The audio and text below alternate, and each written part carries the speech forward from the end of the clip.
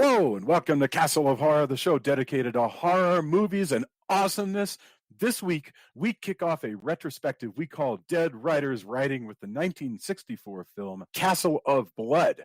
This is episode 320 from Denver, Colorado. I'm your host, Jason Henderson, publisher at Castle Bridge Media. With me from Austin is Tony Salvaggio, tech director at Rooster Teeth, lead singer and bassist of the band Deserts of Mars, and lead guitarist of the band Rise from Fire. Say hello, Tony. Howdy. Howdy. Also in Austin, Mr. Drew Edwards is the writer-creator of the long-running underground comic Halloween Man, currently published by Comixology. He is a Best Writer Ringo nominee, Austin Chronicle Best of Austin Award winner, and a member of the PEN America Fellowship. Say hello, Drew. And tonight I shall be known as Porno Stash Edgar Allan Poe. Sweet. Edgar Allan Poe wishes that he was this dude, Mr. Tranquility. And finally, also in Denver, as always, color commentary from Julia Guzman of Guzman Immigration of Denver. Say hello. Hello. Hello. All right. I'm so excited. I've been wanting to talk about this movie for years. And and this is not one of those movies that I haven't seen before, and I just want to talk about it because I want an excuse to watch it and see if it's good. This is a movie I like. So I'm sorry to give that away in advance. We can all decide we hate it. We can discuss it being whatever. So don't feel like you have to hold back. But I'm just saying, I like this movie. I wanted to watch it. Castle of Blood, or Danza Macabra, is a 1964 horror film directed by Antonio Margheriti. This film stars Barbara Steele, Arturo Dominici, and George Rivieri. The film was initially commissioned to director Sergio Corbucci because they wanted him to use the sets of a film that had just finished filming. To avoid going overtime, two directors were used in the end. The film was released in 1964 and didn't do all that great. It was released in the United States, and certainly I've seen it many, many times. But Margheriti was unhappy with the business that it did, so he did remake the movie in color in 1970, just 6 years later. And right now, that's actually our plan, is to watch that movie next week and compare and contrast, which sounds super fun. It's got Klaus Kinski, so we'll see how that goes. All right, let's get our opening thoughts. We'll go Julia, Drew, Tony, and then I'll go. Julia, Castle of Blood. Well, it's a really interesting film. It's 1964, but it looks like the 40s. I think they did a nice job with the black and white. It's the high contrast black and white. It's very slow moving. It's very European, but there are some neat images, some beautiful sets. I think that performances are really interesting. The story would kind of grab me and then lose me again here and there, just depending on kind of what was going on because of the fact that it was pretty slow moving. But I do like, kind of the mystery of what exactly are these people? Are they vampires? Are they ghosts? Are they just people? What's the deal with them? So I think I'm going to give it sort of a mixed, kind of I didn't dislike it, but it wasn't my favorite either. Fantastic. Thank you very much. Mr. Drew, what are your thoughts? First of all, I have thoughts about the vampire ghostiness of this that I will share later, because that could easily take up my entire opening thoughts. I liked this a lot more than the previous two movies that we did. Mm-hmm. The black and white photography, along with the atmospheric sets, of course, lended a certain Universal Studios vibe. The costumes kind of brought it into Hammer territory too. So those are two things that I liked. So very atmospheric, very spooky. I do think that it is slow moving. There was the pace at times is it sort of feels like that our heroes being drug around and being asked to react to random scary thing, which grated on my patience a little bit. And in fact, I think this might have been slightly better as a short film, like maybe about like 45 minutes to an hour. I think that you could have trimmed some of the him wandering around the castle, even though that stuff is super atmospheric. I think you could have cut some of that stuff and had a better paced movie. That being said, I did enjoy this because I like this whole, the whole setup is so classic of let's bet that you can't spend a night in my haunted castle is such a classic setup that it's hard for me not to grin when that gets brought up. Plus, as I previously mentioned, yes, and Edgar Allan Poe has a cameo in it, And it's a low-key Halloween movie, or actually more appropriately, a Hallowtide movie, which is, Yeah. it's kind of weird that we're doing this during Christmas time, but still, that also made me happy. So cool movie. Never seen it before. Glad to have been exposed to it, even though I do think it has it's a little rough around the edges, but that's not always the worst thing. Fair, totally fair. Tony, I'm sure that we've seen this before, but maybe not. I don't know. Yeah. What are your thoughts? It had been a while, so it seemed new again. To me, it's a fascinating movie because it has some amazing choices and some absolutely baffling choices. And there's so much glee in some of it where I was like, what is going on? But I love the dreamlike atmosphere. I think it's interesting because it looks like it would be a fairly inexpensive movie to make. Mhm. A lot of great choices in kind of putting it in this very tight castle, but then changing it. I think some of the parties even evoke some of the stuff from Mask of Red Death in kind of their extravagance, which is really interesting. There's a lot of scary castle set design that's really neat, especially like close to the end when we'll get to it, but there's I don't know why you would have a cemetery in the front yard, but hey, it's really interesting at the end. But the dreamlike quality is really interesting. The setup is a classic one. I enjoyed it a lot, but it is kind of interesting to watch as it plays out. Also, one of the most naive protagonists in film history. Yeah. Just the way he approaches things, and then his shock at how each thing is like, no, put it together, man. Yeah. Like, we'll go over that more as well. But That's a really, enjoy really the good movie, point. But wow, I wrote more notes on this one actually because I had just a lot to think about and say that it is really entertaining. I'm really entertained by the movie, and it looks really great. But for a kind of a slow moving movie like people were talking about, there's a lot going on that's very strange and dreamlike, and that's what it's trying to evoke. Wow. Yes. Thank you very much, and I think you said that extremely well. This one, we should get into it, but we'll work our way through the plot. But my opening thoughts are just that there are movies like Suspiria. And I remember once I saw Quentin Tarantino introduce a showing of Suspiria, and he said people call this movie dreamlike. And he goes, I feel like that can be an excuse for a movie that doesn't make a lot of sense. He goes, but it works here. It feels atmospheric. He was talking about Suspiria.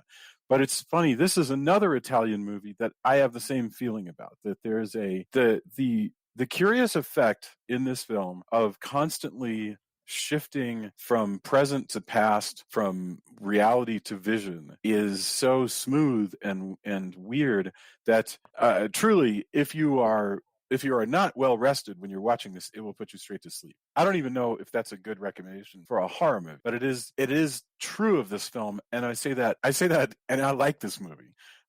It does feel like a dream, but part of that also means that it is a bad excuse for the fact that sometimes the stuff the characters do makes no damn sense at all, and that's and everybody, I'm sure that you'd kind of probably agree that that's actually something we see a lot in Italian Gothic movies, where characters will just sort of move along because that's what the plot asked them to do, even though somebody just told them something truly shocking, and they just sort of move and into the atmosphere. So all right, let's start with the film.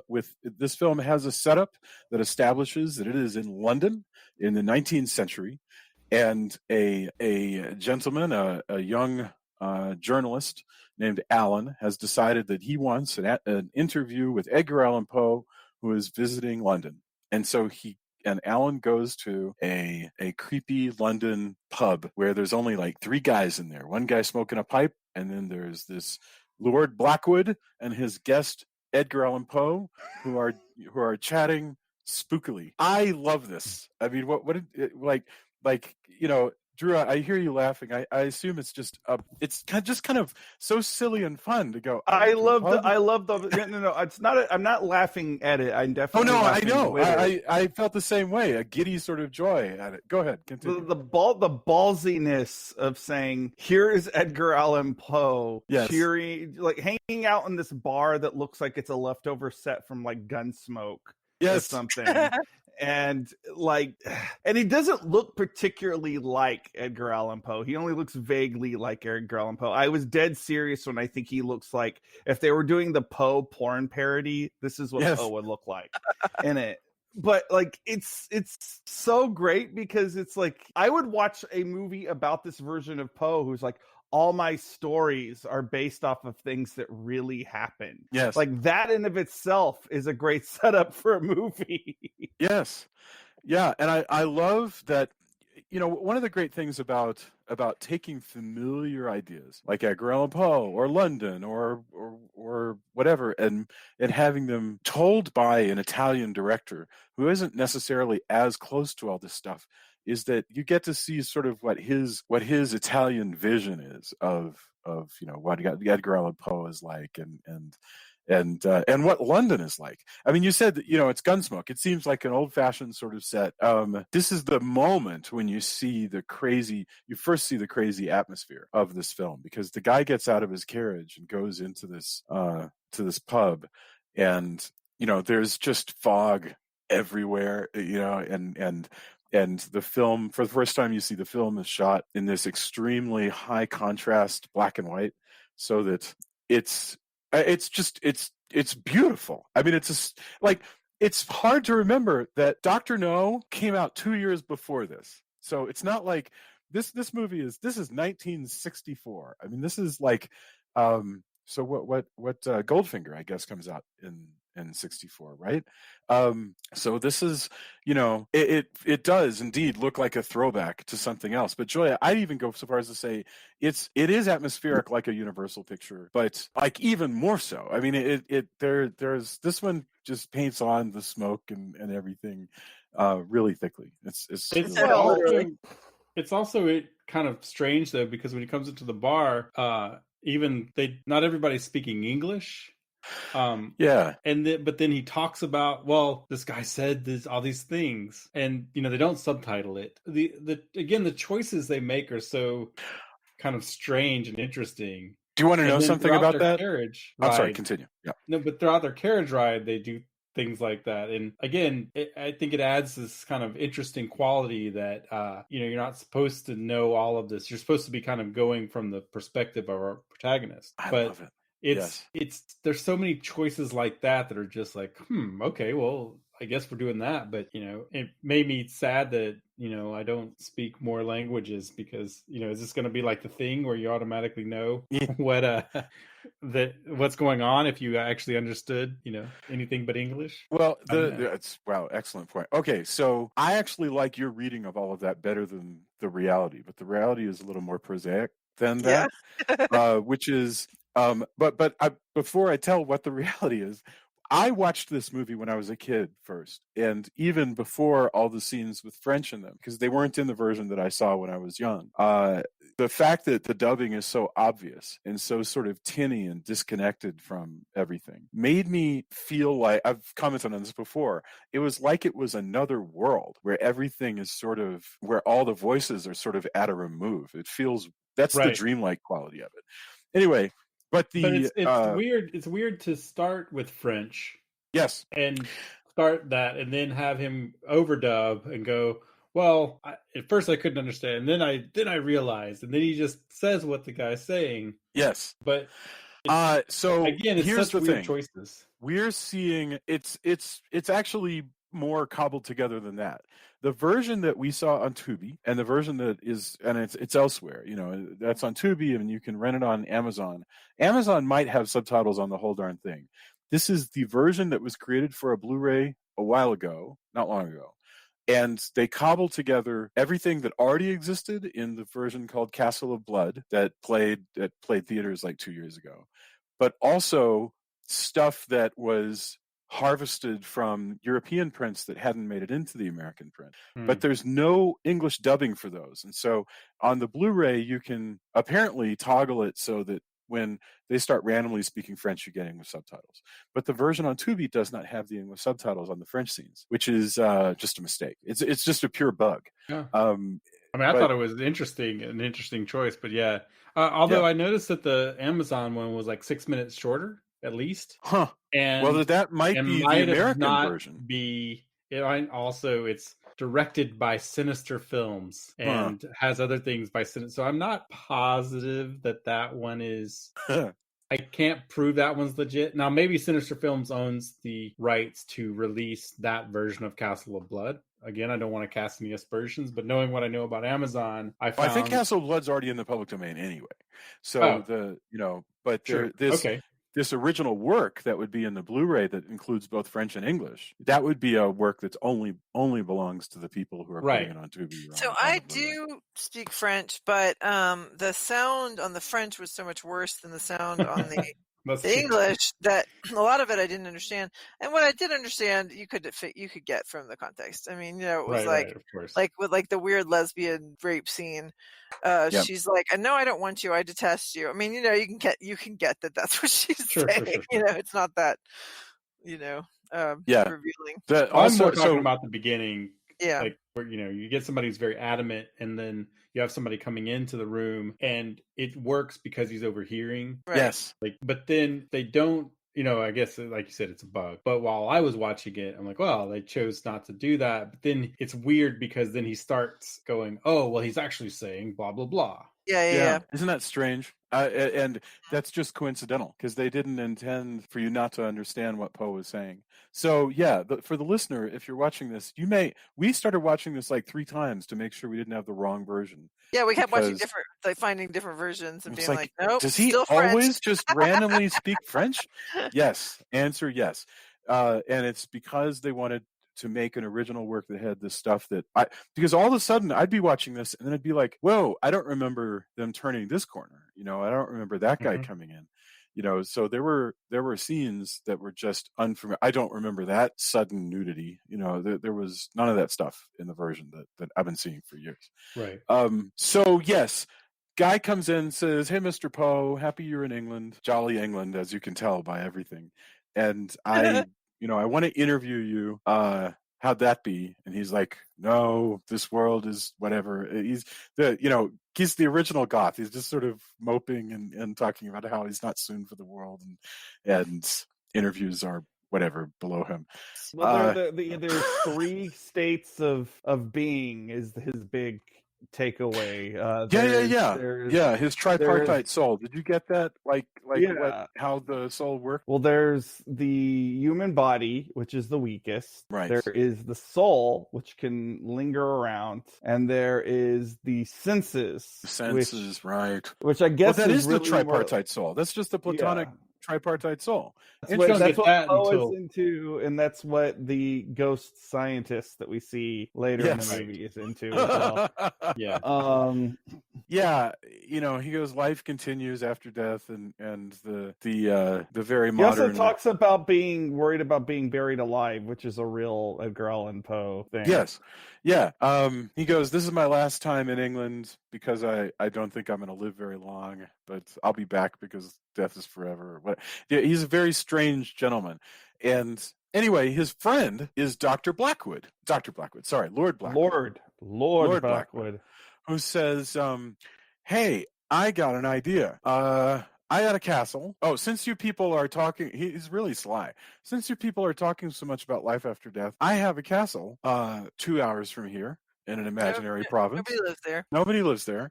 I don't even know if he says that. He just goes, "People go and they die. Like there were some honeymooners that took this bet and they died. But I'll bet you can't spend all night in that castle." And and the reporter's like, "I'll do that, sure, but I can't afford a big bet. I can bet you £10." And then they go, But you know what? What If a we all crappy go bet. together, what's that? Like, what a crappy bet, though. I know. I mean, Blackwood's a dick. Yeah. Let's put it this. And we find this out at the end as well. Boy, And is he? Poe's Oh my gosh! Poe's no saint because he goes along with all of this crap. Right. He's kind of a jerk the whole time. Oh, I don't want to be interviewed. I'm so much. Let me speak French and then speak down to you. And then, but Blackwood's a jerk. Like, Yes. if you're gonna have people, like, if you're gonna do what we find out that happens, Yeah. just offer to pay them a lot. You're not gonna get the money. Like, you're not gonna have to spend the money. It's a really good point. Obviously, Yeah. like, Yeah. All he's don't gonna do go, is say, hey, "I'll give you whatever money." Yeah. I mean, it becomes this gentleman's bet thing, but Yeah. it makes him all the more a jerk that he's not like, no, I'll pay you, £1,000 if you do it. Yeah. Don't, put your money away, guy. I'm gonna gaslight into a horrible deal. But no, he's like, well, I guess I'll match $10 then. Yeah, Yes. but he And then, doesn't. to make matters worse, he actually takes the $10 out of the corpse's Oh, no, body. that's what I'm saying. the Yes. I body. can't wait to get to that because he's such a jerk. Yeah. Good You know, grief. you'd think Poe, since he's the one that, like, I mean, the guy doesn't believe in ghosts, which is Right. if he was not in a horror movie, would be a perfectly rational attitude to have. Like the only problem is this guy does not realize that he's in a horror movie. Right. We're like we always get irritated at people, for making these, like, why would you take this bet? It's because most people don't believe in ghosts. So Right. they'd be Well, like, I get him taking the bet. What I'm saying is, knowing when we eventually get through the movie, Blackwood sucks because just how it all works out. So this guy's like, I only have $10. well, Instead of going, Blackwood's feeding his haunted house, basically. yeah, but he Yeah. doesn't offer. It's not like a bet where he's like, hey, I'll bet, I'll give you $1,000 if you stay there. Yeah. He's like, well, yeah, I mean, you're poor. I guess, if you get out of all this, you've got 20 whole pounds. Yes. Woo-hoo. Isn't that wild? You're right. That's a deeply that's a deeply dickish move. That because Especially since how he it doesn't works have to out. pay anyway, you're right. He could just say, "I'll give you $1,000 if you stay all night." Yeah. Nope. Anyway, he goes, Oh, man. "Sold. Let's ride, and I can get my interview, and then I'll just stay all night in a castle. Who cares?" And that's so great. There's more French in the cab that I didn't understand. So I have no idea what Edgar Allan Poe talked about in there. Maybe We Julia can go caught back it. well, no, I wasn't really paying that close attention, but we can go back and I could see if I could figure it out, and I can put it on the thing. But Yeah. probably also it's probably somewhere. There's probably a transcript. Maybe. I don't Right. know. So they get there, and I mean, mind you, by the way, that pub looked haunted enough. I mean, truly. But they ride 2 hours out into the middle of nowhere, into a province that, by the way, doesn't exist. They call it, the province of Providence or something, which is in Rhode Island, which is New England. These guys are Italians. They don't know the difference. It's fine. Whatever. They and they go out to this castle. They drop him off. The gentleman Alan goes to the gate and waves goodbye, and off they go. And he's like, okay, fine. So he walks into, Tony, do you want to describe the amazing, gothic, wonderful night? Like, it's more like a dream than a nightmare. I mean, it's Oh, yeah. beautifully gothic. Tell us about the mise en scène of the castle. Well, again, you see it more when he comes out, but evidently there's a cemetery in the front, which is Right. weird. I guess once you find out that the whole switcheroo with it was called Black Blood, which is goes with the Castle of Blood. He's changed it to Blackwood. And he was a hangsman, and evidently he really enjoyed his work. Was good at it. Decided to do Yes. some of it in the front. Just That okay. was so creepy, that scene. Oh, it's great. But so we have our protagonist who goes through these woods and he gets scared because things are hitting him in the face and everything. That He was gets very into the reminiscent castle. of the what's it called? Which one did I say it was? The fairy tale, Snow White. It was the Snow White when she's yeah. running Yeah, through it's the true, with woods and all the the trees are trees, yeah. grabbing at her. Yeah. And it's got this weird, almost comedy setup. With the way he reacts and everything, you can almost picture it. It would be a different movie. You could picture it, like how much different it would be if it was like Abbott and Costello or the Three Stooges, like And then he gets inside, and it's just all in a state of ruin or decay, I guess would be better. Everything's there, but there's a boarded up door. There's everything has cobwebs. He kind of looks around like, yeah, maybe this wasn't such a good idea, but hey, I'm alone. It's all good. Yeah. But it's at one point you could tell it was sort of opulence, but not Yes. by the time he gets there. So our protagonist then goes, well, I'm sure I'm supposed to see something, but I'm gonna try to make a go of it. Well, presumably he's gonna find a place to, I guess, lay down and sleep. I don't know what. Like, let's stop for just a moment. If you, Tony, or Drew, or Julia, somebody said, "Hey, my it's off season, so it's empty. Here's $1,000 if you want to stay overnight." Would you just go find a place to sleep? Would you look around? I mean, what is likely to be on this guy's mind right now? I probably would be doing some of what this guy is doing, which is like exploring. Even though, as someone watching this movie, I think there's probably a little too much of that stuff. Like, it's not that entertaining. As great as the sets are, there's not that much. It's not that entertaining to just watch him wander around them. Right. But ultimately, if I had taken this bet, and presuming there was no ghosts trying to seduce / kill me, I'd go nod off somewhere. Yeah, you would think you would try to start, maybe start a fire to kind of have some level of comfort. It's also, there's a lot of, again, it is what it is because it's a movie trope, but there's a lot of times where it would be, in reality, it would be so dark without any candles or any light because they're in the middle of nowhere, right? And it's very, very, very dark inside. Yeah. Especially when he's like down in a crypt and you wonder how would he see any of this? Yeah. But it's the trope of the movie, it's not a big deal. My daughter Katerina gets so mad at me for this answer because it's always the answer I give whenever she asks me. And she loves to ask us questions about what would you do if. So I'm going to say what I always say to her, which drives her crazy, which is I just wouldn't do that, Jason. I wouldn't go to that castle personally. When you and I, Julia, we took a late honeymoon in 1997, spring of 97.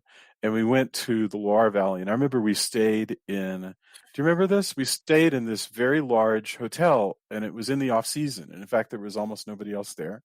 And I remember, what did we do? We wandered around, and we did go to the restaurant. It's not an abandoned place with no electricity. No, but there was almost nobody there. We went to the restaurant. I remember there was like one other couple like far across the room. And there was staff. There was staff. Yes. There was not cobwebs everywhere.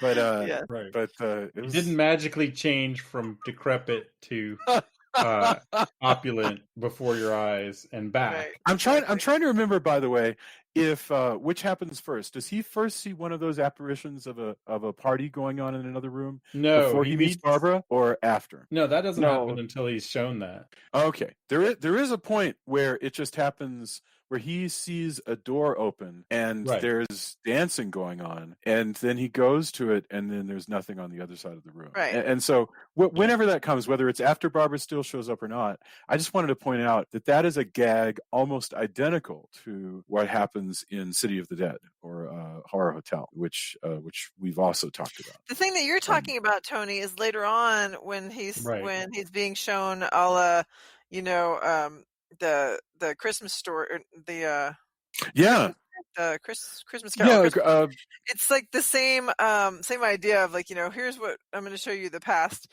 That reminded me so much of the Haunted Mansion in Disney World and Disneyland, where you have the ghosts, like you have that. I don't know if you guys have ever been to the Haunted Mansion, but when you're in the Haunted Mansion, there is this wonderful effect that they do where you're above, like you're in a little cart thing, whatever, like a trolley deal, and it's going through technically a doom buggy. Yeah. Go ahead.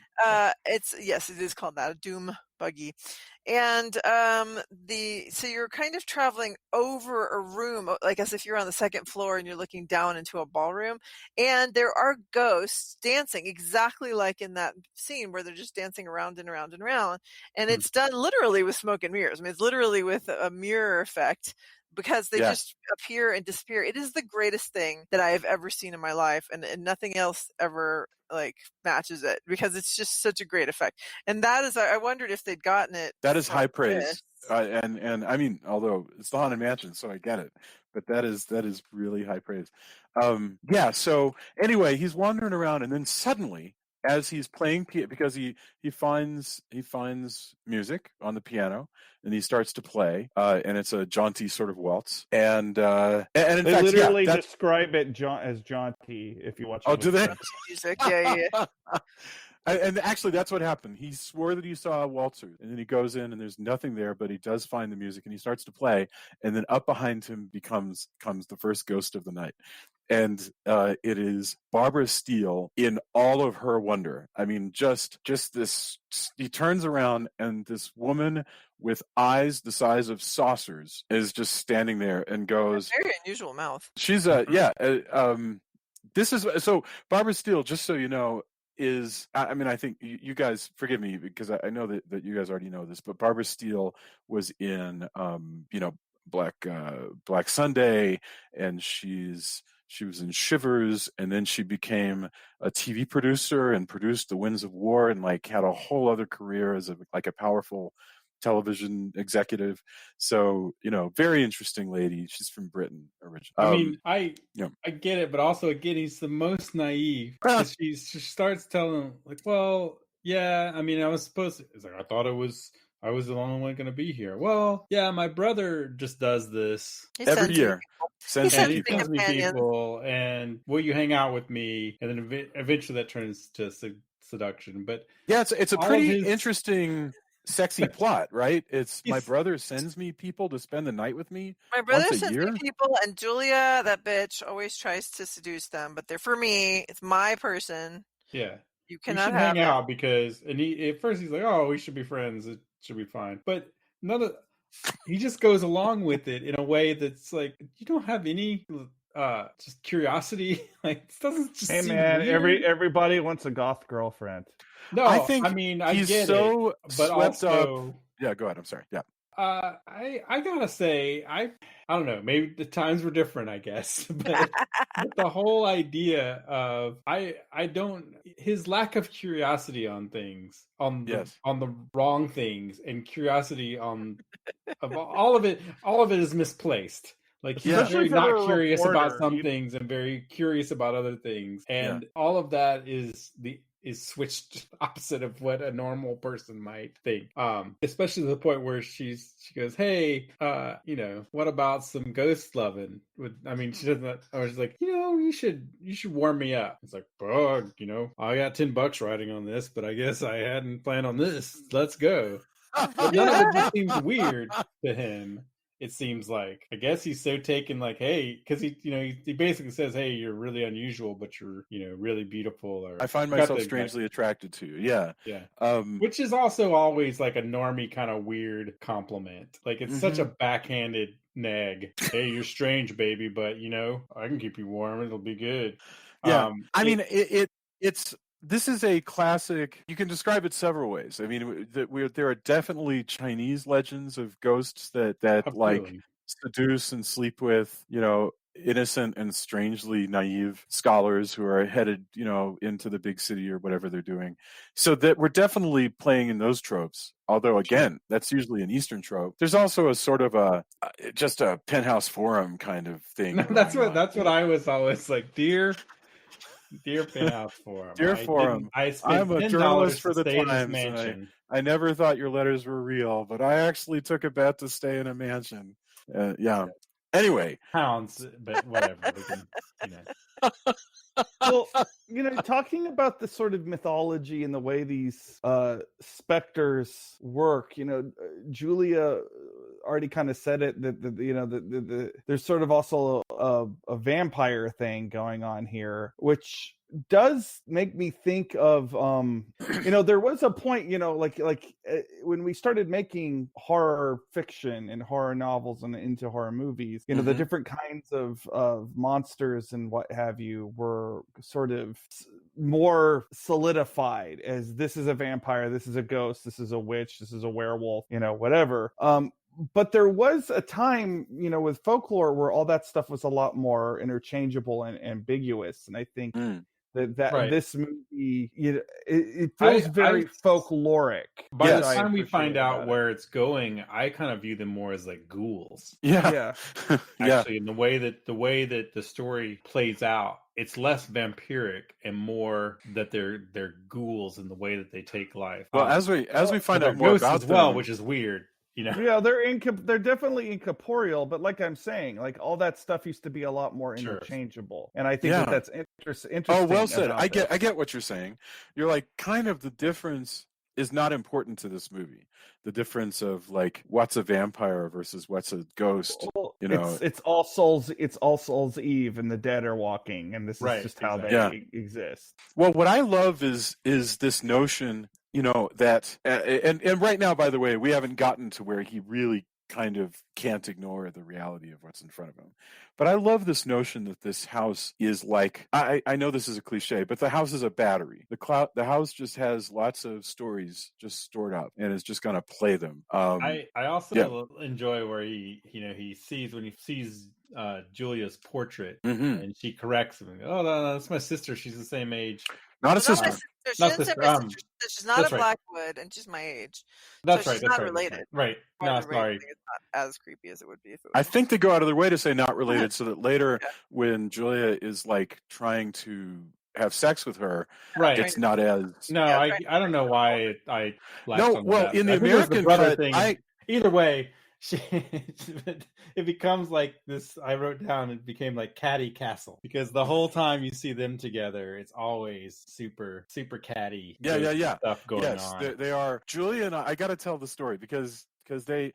But before the first real love scene, basically, Elizabeth, who's Miss Steele, says all this stuff about, oh, I'm glad you're here. It's good to have my yearly hunk visitor, but Julia, don't let Julia take you away, because she'll be here soon and she's a big bitch.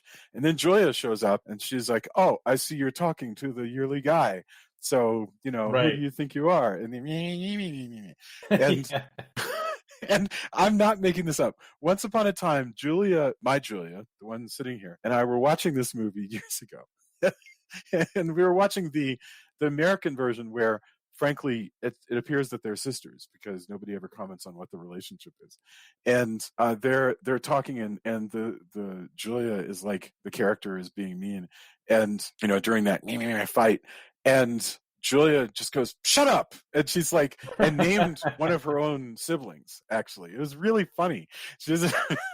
Right. Well, it is just so hey, this hunk is here, oh, let's argue. Now later you kind of find out why. But all of it's weird. I mean, I was actually surprised at the thematic elements throughout, and nudity from a movie of this time period. Right. And I mean, it's from Europe, and so that makes more sense. But that wouldn't have happened originally in the US for sure. And it didn't. I've never seen these nude scenes before they showed up. And male nudity, I mean, not as much, but there's a bedroom scene, there's a couple of different bedroom scenes that I was actually not expecting because of time period and how it played out up until then. That was kind of fascinating actually to see. And but very little blood, which is actually very European, because most European friends of mine go, what's wrong with nudity? Why are you guys shooting up everything? Right.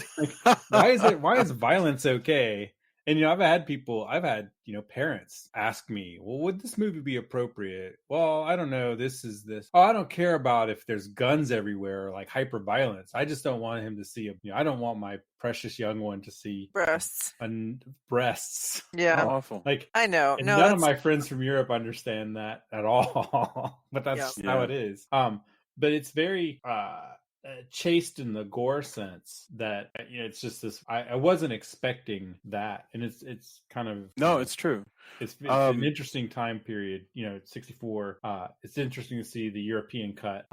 Oh, absolutely! It's lesbianism, such a wonderful opportunity to see the European cut. I mean, that was a shock to me. All this new stuff. So it felt to me like I was watching a movie I'd never seen before, because suddenly the characters would turn a corner, like I said, and something would happen that I'd never seen before. Yeah, so he's hanging out with Elizabeth, and she's like, "Oh, glad you're here. Let's." Well, they don't yet have sex. They're just talking. Joya walks in, and then Barbara Steele comes back and says, "Oh, thank God I got rid of Joya. Now we can get it on." And so they have she's their in love love scene. with him. She just decides she's in love with him. Love it She for falls sight. very- Literally, she just met him 2 minutes before. So Julia, you said, and actually in a moment it plays out with a moment of violence, and you said this whole thing is very similar to an episode of Buffy the Vampire. Right. Well, the thing was, once he says, it always happens like this, like where the guy, the muscles McKinsey comes in and is like, I'm going to kill this woman. That was in the ghost, in the tape playing of the ghost. That is, to me, it reminded me so much of the episode of Buffy, and I can't remember, I'm not good with the names of the episodes, but it's the one where there's these ghosts at the high school, and the two ghosts, it's I guess a woman and a man, I think the teacher and a student. So the teacher is trying to break it off with the student, and he, I think, has a gun, and he shoots her, and she falls over the railing of the high school, and she dies. So they always replay the scene, and I guess, I don't remember if he kills himself or whatever, but the point is the ghosts always replay the scene with people, and somebody always ends up dead, because they always got a gun magically materializes, and a girl ends up dead. But in this case, it was Buffy and Angel, and they've gender flipped so that Buffy is the guy and Angel's the teacher, and Angel was actually in his scary vampire Angelus form. And so the fact that they're suddenly intimate is super creepy, because they've been like they've had this horrific enemy relationship for a while. And so then she shoots him, he falls over the railing, and because he's a vampire, does not actually die, which is it enables him to end that pattern. But that's what happens here, is this idea that they're constantly stuck in replaying these tapes of this violent end, and which I was really unclear on exactly what happened, because I didn't quite get, like, it's different, because when he does come in when he's watching the scene, he appears to stab her, but then when we see what actually happened, he's like strangles her, whatever. But anyway, the point is that they met a violent end because she basically breaks it off with her lover to be back with her husband.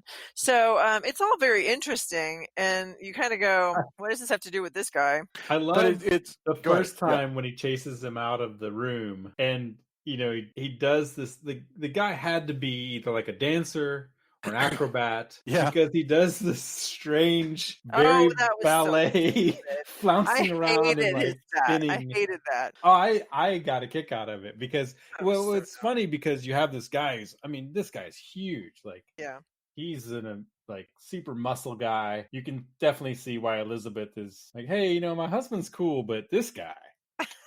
Right. But when he's chased out of the room, he had to be, like I said, a dancer, an acrobat, or whatever, because it's so dramatic how he spins and kind of twirls and moves being chased. And it took me out for a moment, just because it was such what a strange direction and choice to make, to have that be, he doesn't bound out or run like with purpose. He kind of has this very dancer acrobat way of kind of. I don't know. I felt more like he was like drugged. I mean, it didn't feel very graceful. So it didn't work. The way he also approaches like a lot of his acting throughout the movie, especially when he's shirtless, which is most of the time. Which is most of the time. Hey, watch out! Like I had another note where they're talking about, like, hey, this is dangerous. Watch out, because this muscle guy is gonna come and start getting stabby again. And then it is very strange. Like, you might be walking through the house, and just so you know, it'll be like Kato from Pink Panther. Watch out for like this muscle guy. He's got a knife. So randomly, keep your wits about you because you might get some muscle stab guy out of nowhere coming at you, dancer acrobat. With this big tikri knife, He's not playing around. Yeah. It's funny because I don't know what the rules of this haunted mansion are, but everybody dies in different ways in the different scenarios. So we see at one point, Elizabeth gets stabbed by her lover because he's jealous that she's gone back with her husband. But another time, she doesn't get stabbed. She kills everybody in the room, and the lover's not. He stabs the husband who falls over. And also, like I said, I found that to be fascinating too. It was the first time, because it's an obvious lovemaking scene. Yes. When he falls over, he's kind of disrobed. Yes. And just how it all, and then immediately followed by, hey, look, we rescued you, but now's a good time for me to try to force my lesbian passions on you, Elizabeth. Yes. Julia goes, hey, we hit, your lover's no longer in the picture.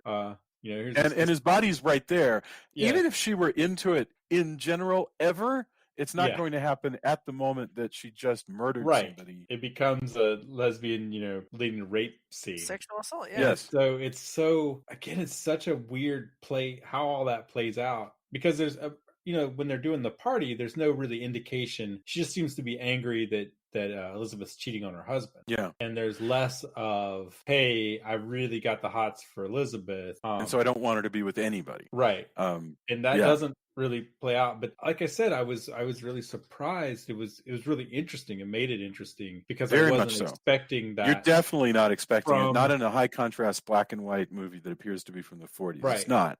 But so suddenly this is all happening and you're like, whoa, this is a much more mature movie than I anticipated. Yeah. I mean, it's fascinating. And it's fascinating that, you saw cuts of it that had, none of that. That is correct. It was like watching it again. I'm pretty sure I probably saw the cut you're talking about, the previous cut, when I watched originally. So it was a new movie in a lot of ways for me. This is one of the first times I've watched this movie and I haven't felt like falling asleep, where I was really leaning forward and understanding what the hell was going on, and it's right after this moment of bedlam when all of a sudden into Alan's life comes yet another guy hanging out that Alan is a little slow to figure out as a ghost. And that's Dr. Even though he totally says he's a ghost. Yeah. He totally goes, he goes, I thought you were dead. He goes, well, I'm not part of your world anymore. Karmas. I'm sorry, Dr. Karmas shows up. I have a question about the scene. Yes. Did they actually kill a snake for this movie? Does anybody know? I'm sure they did. I told Jason, I'm sure. I guarantee you there's not going to be. I told them, I guarantee you there's not going to be a no animals were harmed in the making of this movie thing at the end of this film. I believe in the same way that there's some like Hong Kong films where they're probably cutting up chickens. Snakes definitely. Yes, I am sure in the interest of quote unquote science. He's trying to prove his point about reach out. Art in terms of the movie. Yeah, but yes, I'm pretty sure given the time period, like what? It's a snake. We bought the snake. Exactly. We do what we want to do with the snake because we bought the snake. Well, I mean, look, they kill a snake in the first Friday the 13th. I'm not telling anybody not to like this movie based around that, but it is always interesting to see that. No, you're not wrong. No, you're absolutely. It becomes even more shocking because you go, oh yeah, we didn't really care, or the filmmakers of this time period didn't really care about any of that. Right. I mean, there's no PETA breathing down their neck. Yeah. Right. I mean, Karmas is so fascinating too because of his I'm a ghost but not really a ghost. Also, he watches this every year, so he's definitely just a freak. Like, why don't you hang out with me? We can watch that woman die again. And first, she's getting on with her husband, so that's cool, right? Right. Just a girl that he supposedly loves now, or at least who loves him, Elizabeth. So even just the fact that he's watching her have sex with her husband's got to be weird, given that he was just with her. It's really good point. I hadn't thought about that. You're absolutely right. What I thought of. Because since it's presented as he's wandering through it's so funny, this term, a haunted house. He's wandering through a haunted house watching scenes like we do, Oh, and he's right? and Karmas is so just dramatic about everything. Yes. Like if you were at a party, this guy, he's so overwrought. I was hoping like it would be like, yes, and this is where I am a ghost. This is where I fell down the stairs, slipped on a banana peel. Oh, the irony. I can still, since it was part of the senses, I still smell the banana as I lay twisted at the bottom of the stairs. Like, he's just so overwrought. Like he gives us a little bit of an origin of Lord Blackwood, and says that once upon a time he was Lord Blackblood, and he was the hangman of England, which is not how one becomes a lord, but whatever, let's just roll with it. It's fine. Well, that's separate and apart from being a lord. He's also the hangman of England. I guess, right. They took a knight, they made him the hangman. It's like and how he was a cruel Dracula was, known for whatever heads on stakes or whatever it was. Yes. Oh, yeah, well said. So, yeah, and Karmas becomes, at this point, a guide. And at this point, in theory, somewhere, although the script never quite makes it clear when really this happens, Alan gets, oh, okay, now I'm hanging out with Karmas, the famous scientist who disappeared. He's showing me scenes from the past that I get to watch and be invisible in, which, again, is just so magical. That's the kind of thing that just makes my heart flutter. I mean, it's so awesome, this notion of I'm watching a ghost story playing out in front of me. That's magical and cool. But we don't ever really see Alan put all the pieces together until the end. Well, that's again that is sort of why I wish that this had been like a Twilight Zone episode or something, because I feel like there is a lot of it's just him being led around and like, and here's this creepy thing, and here's this creepy thing, and it's the sort of movie. I'm saying this. Yeah. Expressing that I still enjoyed the movie, but it is the sort of movie that you can get up, go into your kitchen, make yourself a cup of tea, go back, missed 5 minutes, and it doesn't really matter because like there's just so much fat on this movie. Well, you might miss some very overwrought stuff from Karmas. Yeah, exactly. You don't need to to hear a lot of what he says.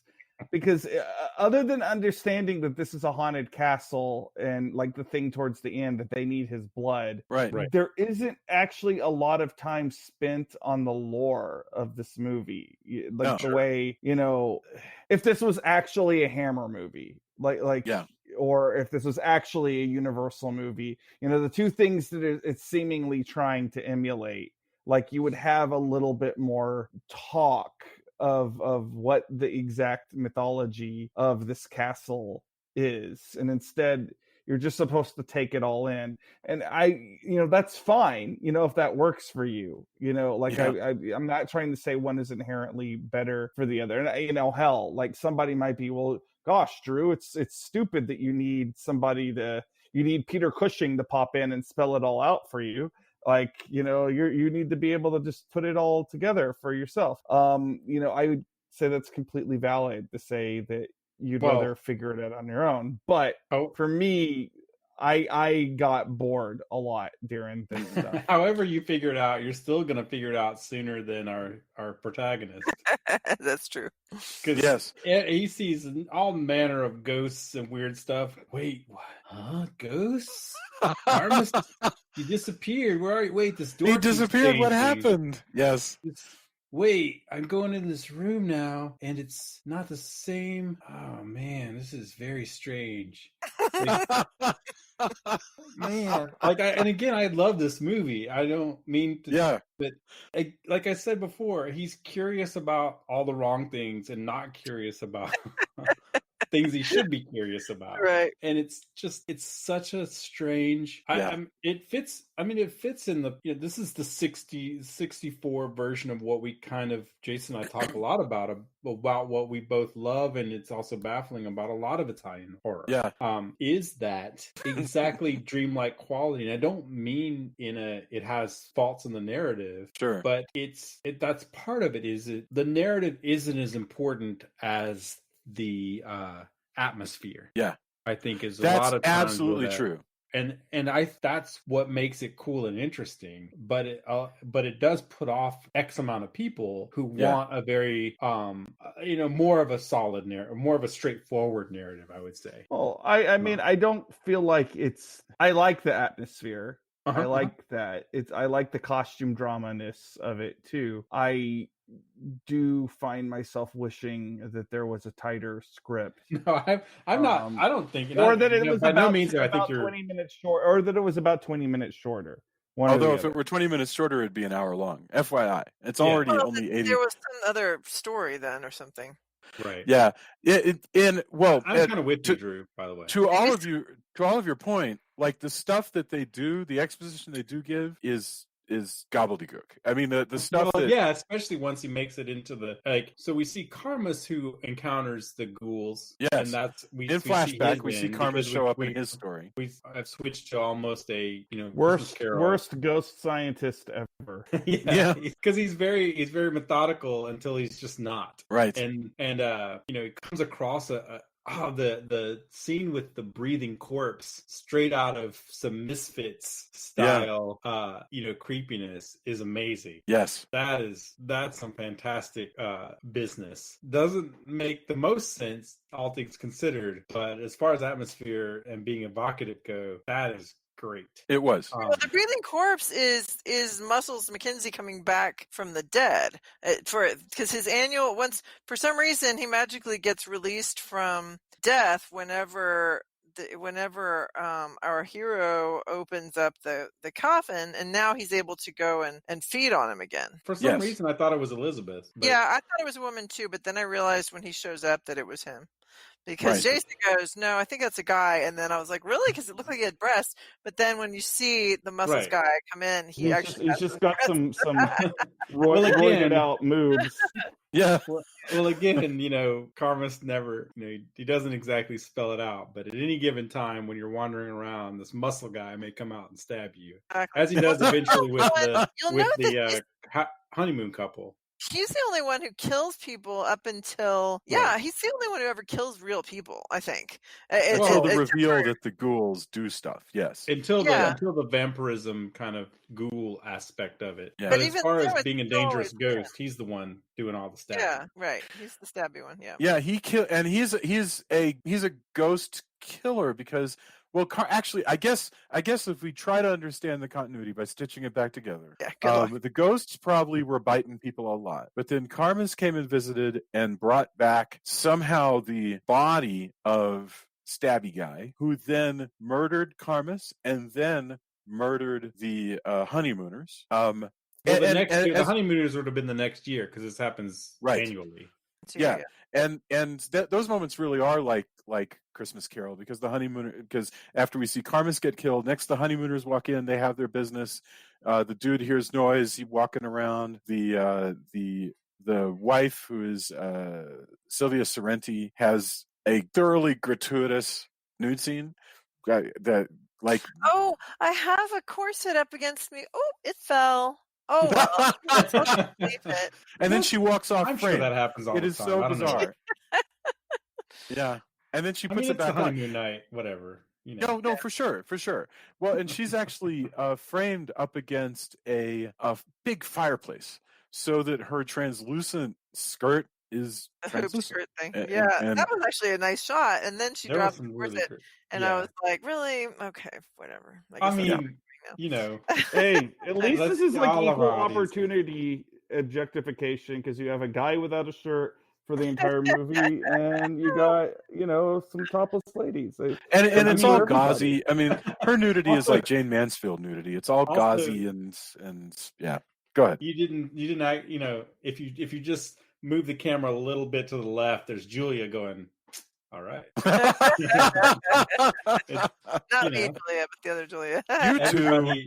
Everybody gets, some representation here. Yeah. So yeah, and that, like I say, that 15 seconds is not even in the American cut at all. It was just there for the boobs are the worst thing. You can have murders aplenty, but no boobs. Well, I mean, the gauzy full frontal nudity, as it's also would not. Law and Order Special Victims Unit's fine, but no boobs. Right. Right. Yeah, there you are. Yeah.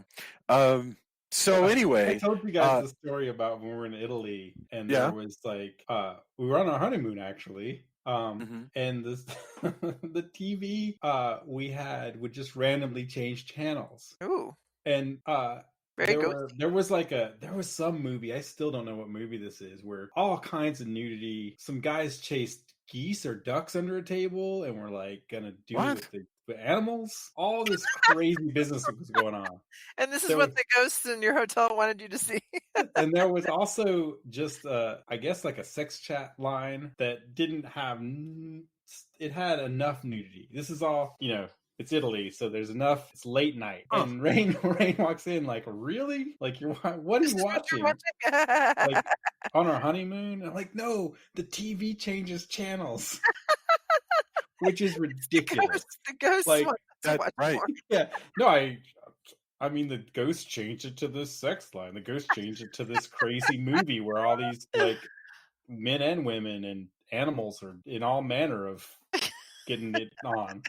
And it's like, really? And it took like a day or so before we were like watching TV, and then it started just randomly changing channels. Okay. Oh, But it I've was solved such your a problem. stupid, like, Encyclopedia TV Porn Brown has solved your problem. Why? The guy or the girl in the hotel room next to you had a remote control in the same frequency. oh, probably, was- yes. But so- and I did have No, I did it's have a definitely TV for a ghosts. long time that I owned, which is actually like this is on the side, but it would actually randomly, it would just randomly change channels. Probably It was would. given to us by a guy who eventually is a friend of my parents, who eventually left, and he owed some money, and he told my parents that he was on a secret mission of some sort fine. from some government agency. So we eventually called him Agent K, and we said whenever it changed channels that Agent K was trying to tune into the TV on the secret agent frequency.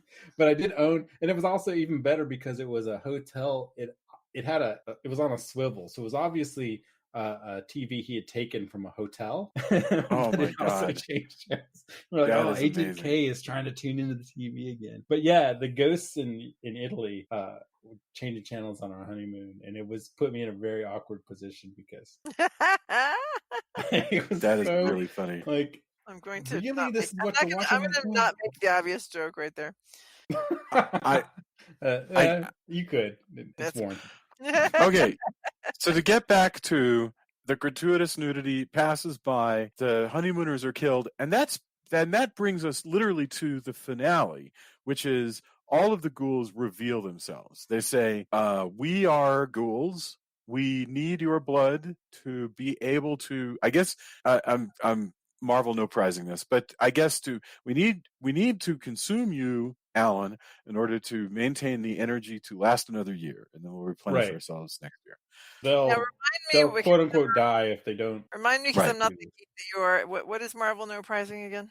A Marvel no prize is just a way of explaining something that's not very well explained, or even that's it seems like an What would error. happen is people would write in and go, "Hey, you made this continuity error, or this is a thing that you should explain." And Marvel would go, "Hey, you get a no prize for that." Meaning they didn't have to really send. I think they did send out some letter or something.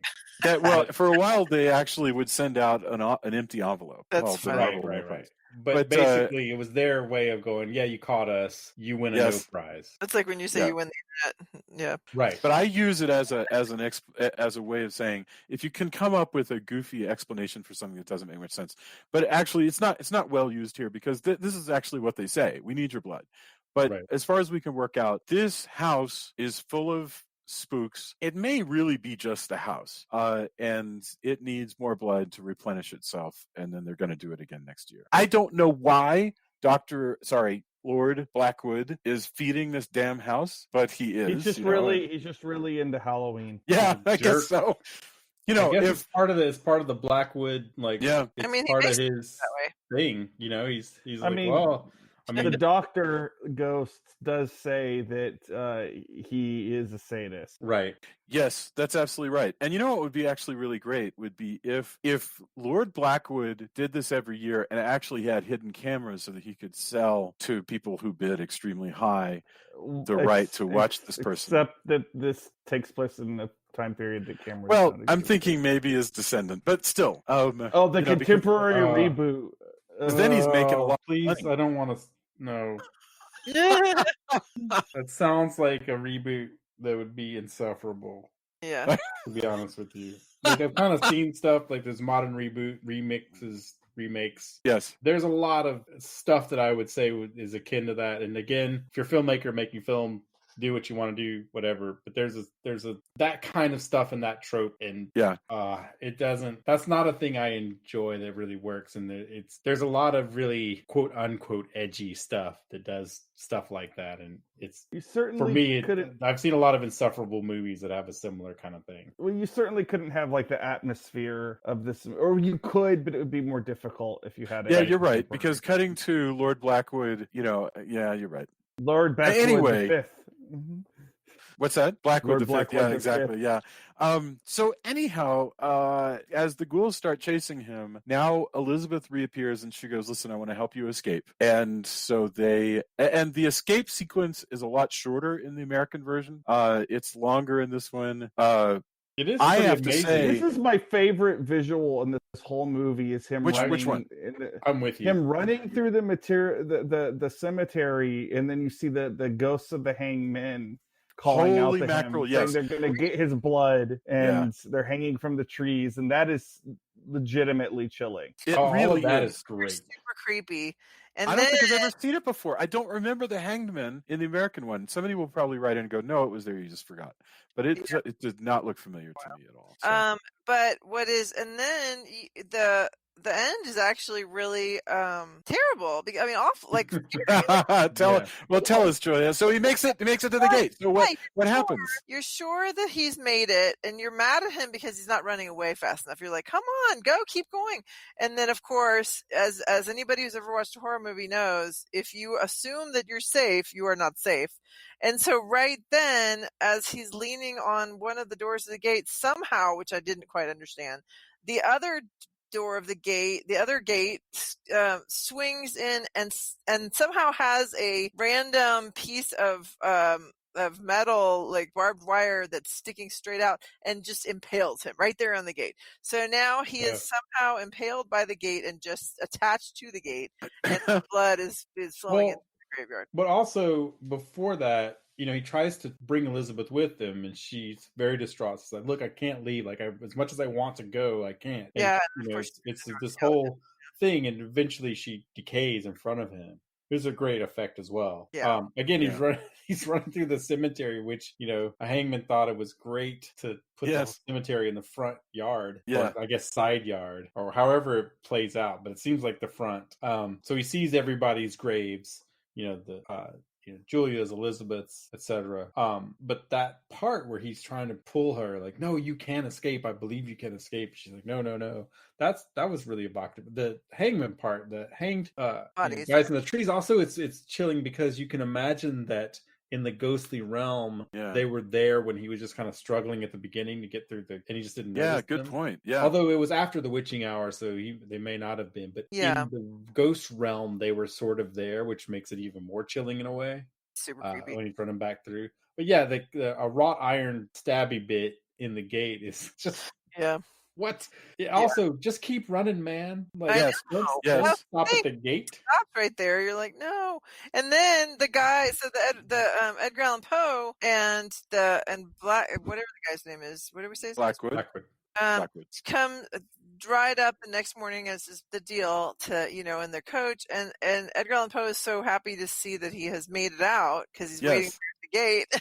And then he's just dead, and it's just like, oh, I guess the Blackwood's like, guess I got to get my money out of your pocket since you owe me money. He's like the guys in Trading Places. Oh, here's $1. He also says he's going to have him buried in that cemetery, which I'm like, Yeah. what Yeah. if he has relatives? Like he doesn't get to. Like I know he's a lord, but does he really get to decide that? There, because you have to be part of the. Yeah, well, I mean, I guess the Elizabeth, upside is that he gets to have ghost sex with Elizabeth. With Elizabeth, well, Yeah. until he gets ghost stabbed all the time. yeah. I don't It's know not how like that's it's not gonna like come out. Muscles Yeah. McGee is gonna be cool with all of that. Like, Right. yeah, I'm happy that you guys finally got together. He's like, no, I'm at any moment I'm just gonna jump out and Stab start you again. ghost stabbing you again. That's what I do when I'm not like twirling away. Can ghosts get blue balls? Inquiring minds want to know. Yeah, this is. I mean, yeah, ask, I have ask no Carvis. idea. He seems to love to watch everything all the time. So, I think these are some particularly horny ghosts. There's Yes. a lot of like energy. But here. I think there's plenty of mixing and matching that they'll be able to do, especially because remember, they don't play out their scenarios the same time every time. I think the house is doing it. I don't think that any of this has to do with the reality in this world. I think the house. It's Edgar Allan Poe. The house is Edgar Allan Poe. It's just telling stories. Well, It's just telling stories, and also they need another female to get trapped in that place, but because they should even it out. But well, I mean, you don't see the honeymooners on the regular. that's true. Because Especially maybe because they're newer, but also that that's the thing. But Poe is just as complicit. Yeah. He actually watches the guy go, well, look, a bet's a bet. I'm taking his $10. He doesn't even need it. He's a lord. Right. It's the deal. thing. It's the principle of it. And he says pretty much that. But Poe doesn't go, wow, man, that's messed up. Or he just kind of goes, yes, it is dark that this happened. Blah, blah, blah. It's just c'est la vie. Yeah. That's just the way things roll. I got be with got Elizabeth. another story to tell. He's like, yeah, that is a good thing that you're burying him. You're such a nice guy. Yeah. Blackwood's, what a jerk. Yes. It's horrible. What a horrible, cool horrible story, though. I feel very strange that it's very strange that this did get remade. I have no idea if it's identical, shot for shot, a little bit the same, a little bit different. I don't know. We're going to watch it next week and find out. But it got remade in 1970 and hasn't been remade since. It seems to me that it is ripe for remake. I think it's because there's so many elements of this that are in other things. Yeah. Like there's an Alfred Hitchcock Presents episode that's basically got the same setup. There's really? that what's that movie? House of Long Shadows that came out in the early 80s, which is another That's right. House of Long Shadows. You're exactly right. That's true. I don't think that the reason why this hasn't been remade is because there isn't anything, as much as this is a cool movie, there isn't anything specific about it that you couldn't just take and put a bet to stay in a haunted house. Other people have done that. It's so generic. Yeah, you're right.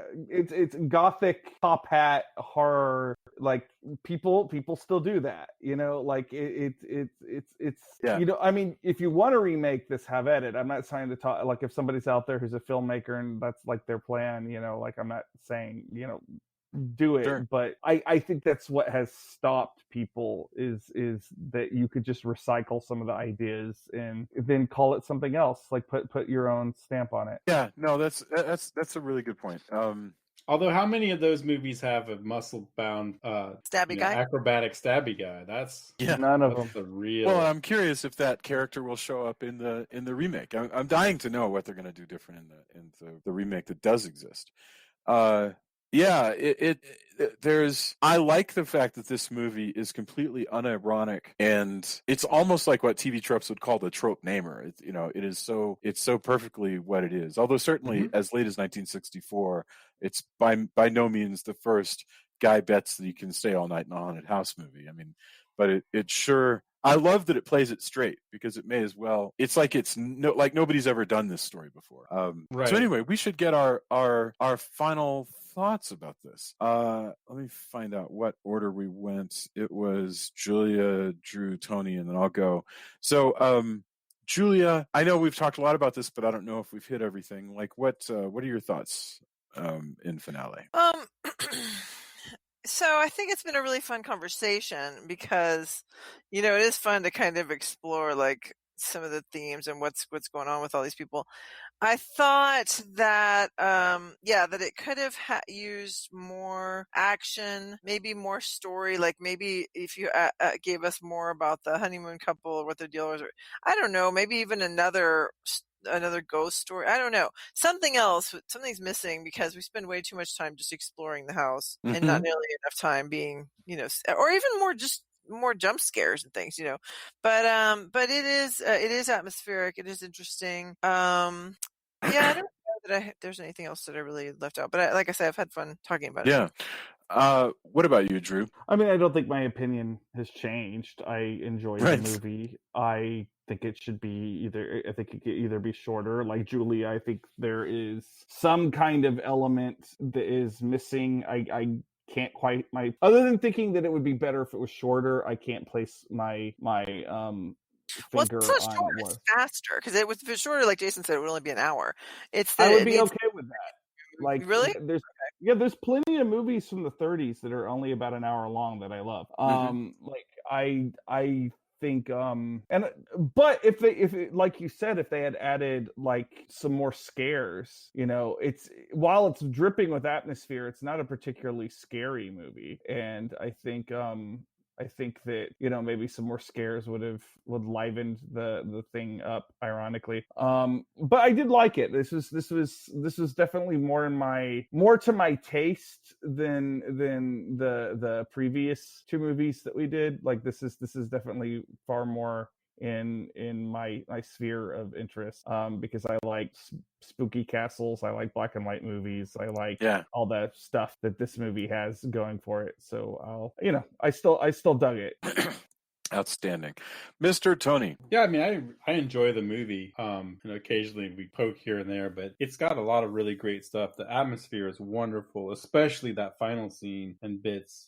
It's got a lot of really cool stuff going for it. I was surprised. I was glad I got to see this new cut. That was really cool. It did make it kind of a new movie, like you said. Barbara Steele is fascinating to look at in this movie all the time. Yeah. And you can't, as much as, it is kind of fun to go, hey, shouldn't you be more careful? I think, there's a chance we all would fall for this gothic girl in the castle. She's just really fantastic. Everybody's really has a cool look throughout the movie. And you for sure wouldn't be assuming everything was ghosts if you were actually really there. Right. Yep. I enjoy the movie. Again, it is interesting to watch a movie and see these choices and how they come together, because way before this, there's a bunch of, hey, let's stay in a haunted house, both tales and movies. This particular one goes places that a lot of others haven't at the time, and I really dig where it goes, even though sometimes it is a little slow or relies on atmosphere to bring things together when other people would choose maybe a more straightforward narrative. I don't think that's a bad thing. It's just the choice that they made. Plus, I know originally the Danza Macabre poster looks great, but I gotta say the Castle of Blood font with the C Castle poster is amazing. And I had seen that a lot more than I had seen the actual movie at the time, back a while back. And yeah, no doubt. That's a cool choice. I like how the graphic design of the actual Castle of Blood poster. It's a shame that you see it as like Castle of Terror, because that poster is great. That's worth hanging up. It's amazing. There's a lot of good posters of this one, actually. Yeah. But that the red and black, the red and black with the white castle poster is just super cool. I just love that font treatment and how it all comes together. Did we not a little bit rip off that font for our initial Castle of Horror logo? Yeah, no, absolutely we did. Yes. Yeah, no doubt about it. For years, the logo for the Castle of Horror podcast was the Castle of Blood logo with it changed to horror. Yes. And is our name inspired by this film? No, I wouldn't say it was. No. I think it just came out that way because we were trying to change it from we were called Castle Dracula, and then we started talking about, can we find a more generic name that sort of is a little less confusing for people. And so that was where we wound up. And you can read more about that, by the way, in a really cool interview that we did in our upcoming book, the Castle of Horror podcast book of great horror, our favorites, top tens, and bizarre pleasures. Yeah, segue master. Like a muscly Segway giant stepped out and stabbed us with a Segway ad for the the book. I've jumped out of there's an ad. I'm stabbing stab ads. Ooh, there's a new thing. Stab ads. Stab ads is a great idea. sounds like a parody, like a short. Ouch! I totally want to buy this, but I'm dying now. Stab ads. Quick stab ads. Quick and to the point. Anyway, thank you for bringing that up. Yes. For my part, I've always wished that I could have, no, it wasn't a real wish. It's more like just one of those fantasies. It's never, ever going to happen. But I've always wished that I could have like a coffee shop, where people eat danishes and drink coffee, and you just play on a screen on the wall 24 hours a day, cool atmospheric movies that you don't really have to sit around and watch the whole thing of. It just provides perfect atmosphere. And I'm telling you, Castle of Blood would be one of the movies that I would play. So you would have like this coffee shop that would be like the whatever living room, dining room that's in Underworld, where the vampires just kind of sit and go, oh look, someone who's doing action has come into the living room again. That scene just always trips me out. But I when you say this, I picture a very clove cigarette bar. Yeah. Exactly. Horror movies. Other than places there better be typo negative on the jukebox. That's all I got to say. Yeah, for sure. But I do. And you would just play. I would play public domain horror movies day and night, including this one and Black Sunday and just all kinds of groovy stuff like that. Sounds good. I mean, yeah, I think we can't do that now, which is a shame. But one day we will get there. Yeah. I don't think I could add very much to all that. I think you guys said this wonderfully, other than I'm just super thankful that we had a chance to talk about this, because I think it's a classic and people should watch it. Although, as Drew mentioned, it can also have a tendency to put you to sleep. Well, look, I really like the Todd Browning Dracula, and people could make the same claim about that too. So yeah, no, I'm with you. It's all relative. Mm-hmm. Yeah. All right, let's get our endorsements. Everybody knows what my endorsements is going to be, but we'll get to it. Julia, what do you have for us? I hadn't really thought about it this week. What I have been obsessively doing for reasons that I could not possibly know what they are, I decided to start watching The West Wing again, the whole series, and I discovered a podcast that has been around for years. I should know about it, called West Wing Weekly. That is Joshua Malina and this other guy, I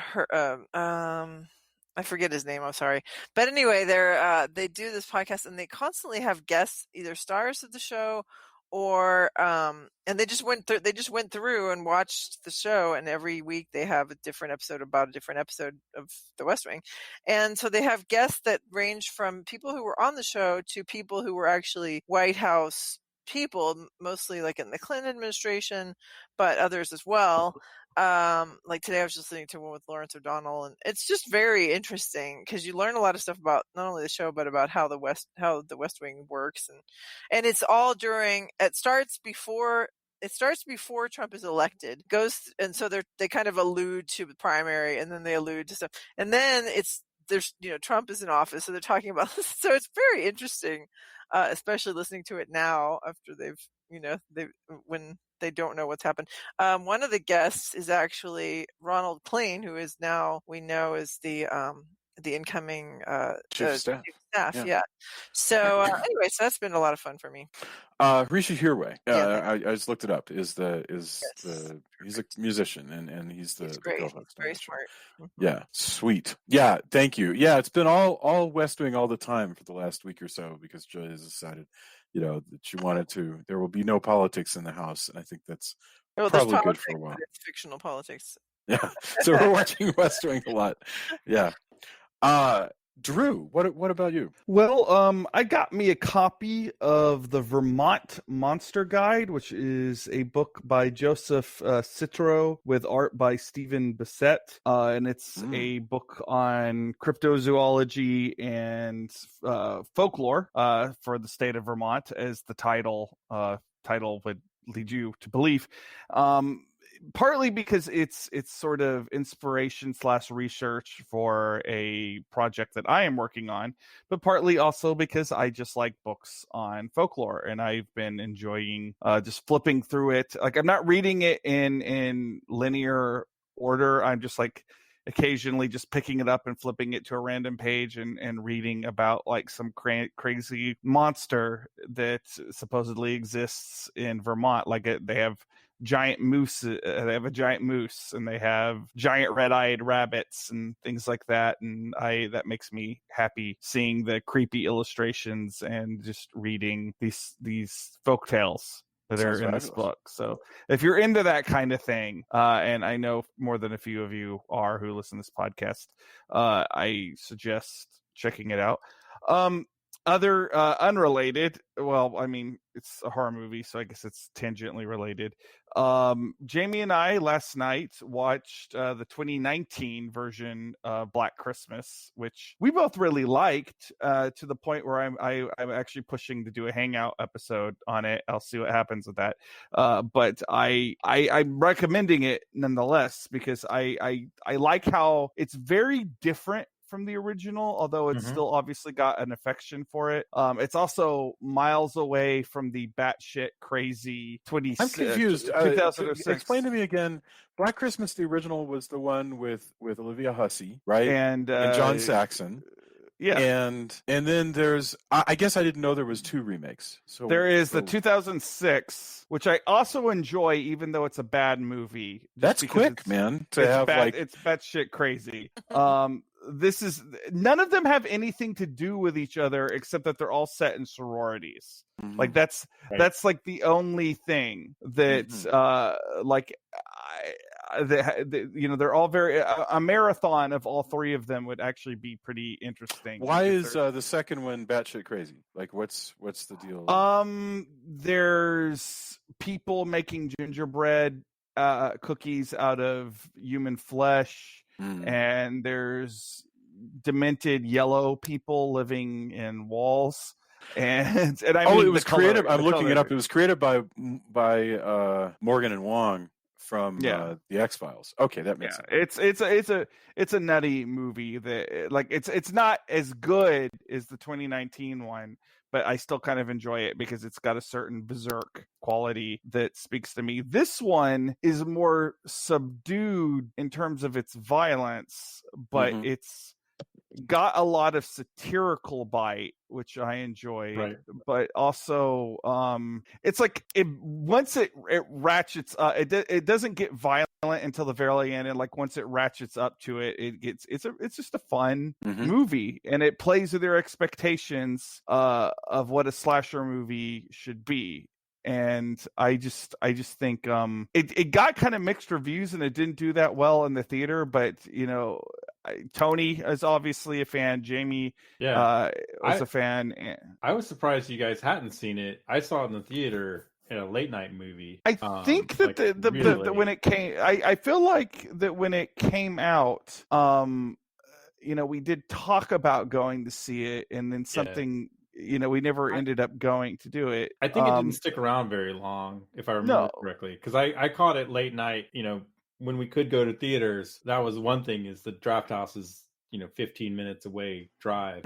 So if there was a midnight movie or even after midnight movie that was anything remotely like what I wanted to see, I would just go do that, because I keep crazy hours anyway. I have insomnia and stay up late. So yeah.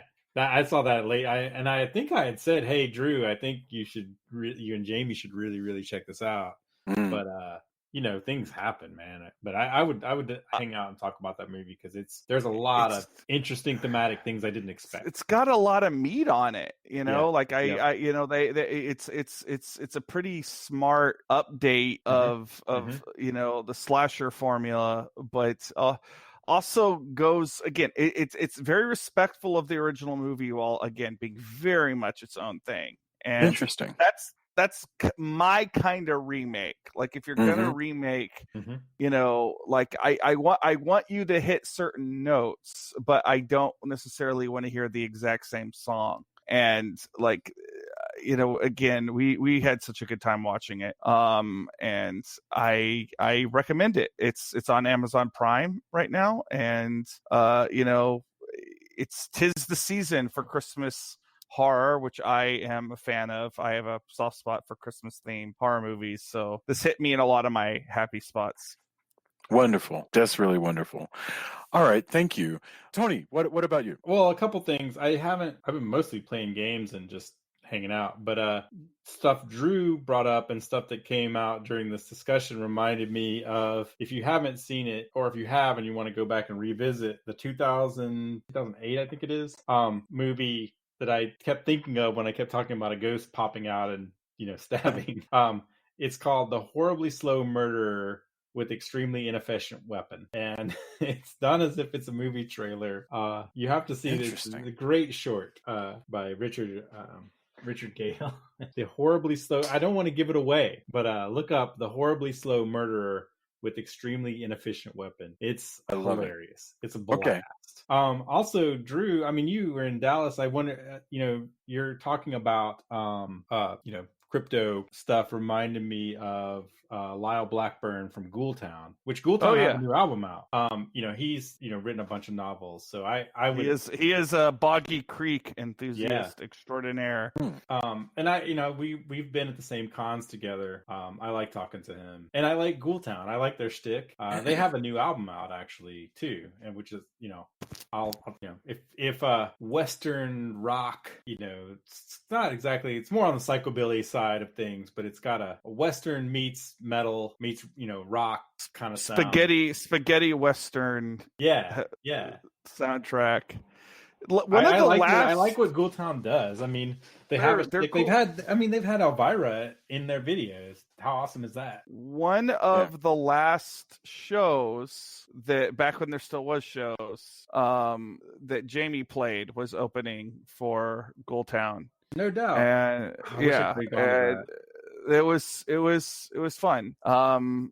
But they are like, I, as a former Dallasite, I've seen Ghoultown many times. I mean, I met them when I went to AggieCon, and that's also when I met James O'Barr and Richard Hatch actually, and got to talk to him he was asking me questions about making comics, which is crazy. Like this guy I watched as a kid, Battlestar Galactica was asking me on Insight about comics. That was insane. But that's cool. I met the Ghoultown guys back. I think it was Bury Them Deep was the latest album that they had done. And that's also where I met Joe Lansdale and got to hang out with all these writers. But seeing Ghoultown and going from that, which I really enjoy what they do, and then watching Lyle Blackburn go into his writing about Boggy Creek and tons of other stuff has been really, really cool. I think he's a good guy for that. But just reminded, when you were talking about that, it reminded me of his book. So I recommend both all the sides of what he does, because he's we hang out at cons. Like I'll go talk to him, and I think he's cool. I like what he does. So.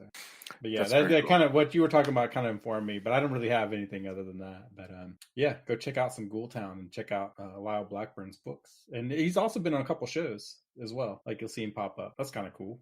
And for my part, very soon now, in a mere 20 days, we are going to be premiering our podcast book.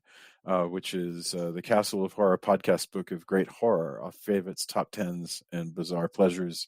You can order it on Amazon. It has interviews and essays and lists by Drew and Tony and Julia and myself, and transcripts of favorite episodes, including Jason Lives and Embrace of the Vampire. And it's a blast. And I've actually already had a chance to flip through the paperback version. So you'll be able to order both the paperback and the Kindle version. So I think people are really going to dig it. Wait. So that means that there's a PDF version. Yeah, I'm going to get it to you. I just haven't you're holding out on us, Henderson. Oh. Right. I just wanted to make sure I had the right version for you. But yes, yeah. So it's going to be awesome. Yep, and your essay on Jason Voorhees is really fantastic. So thank you. So that's it. So look for stuff about that on the page. And speaking of the page, let us know what you thought of our discussion of Castle of Blood. Everyone have a wonderful week. We'll be back next week with Web of the Spider, which is a remake of this movie. And I have no idea. It'll be a fun experiment to see the same topic, but I have no idea if it's a shot for shot or if it's a little different or a lot. So who knows? We will see what happens. Everyone, be excellent to one another, and we'll talk to you later. Bye. Good night. Good night.